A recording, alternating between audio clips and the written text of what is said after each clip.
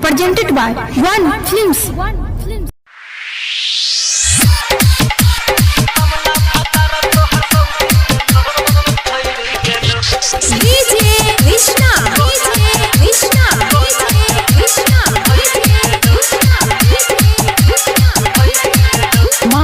recording studio लगनिया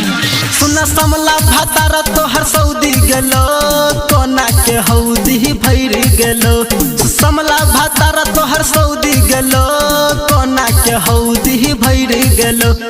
कोना के हौदी भैर गेलो लड़वाला वायरस छोड़ गेलो सुना समला भातार तोहर सऊदी गेलो ठगे कोना के हौदी भैर गेलो सुना समला भातार तोहर सऊदी गेलो ठगे कोना के हौदी भैर गेलो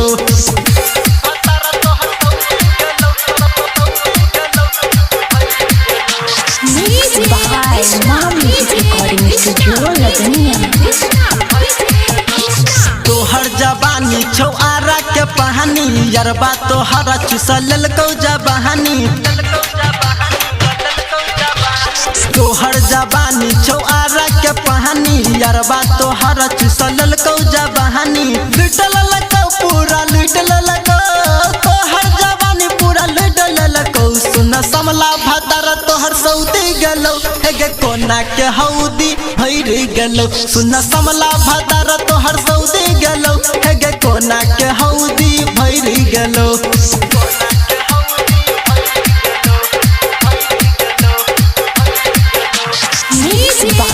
रिकॉर्डिंग स्टूडियो लगनिया भर दिन माजा लुटाबै छ यार के मीठी मीठी बात क के ठकै छ भतार के भर दिन माजा लुटाबै छ यार के मीठी मीठी बात क के ठकै छ भतार के खिल गेलौ जोबन खिल गेलौ जोबन खिल गेलौ सुन समला भतार तोहर सऊदी गेलौ ठगे कोना के हौदी भैर गेलौ सुन समला भतार तोहर सऊदी गेलौ ठगे कोना के हौदी भैर गेलौ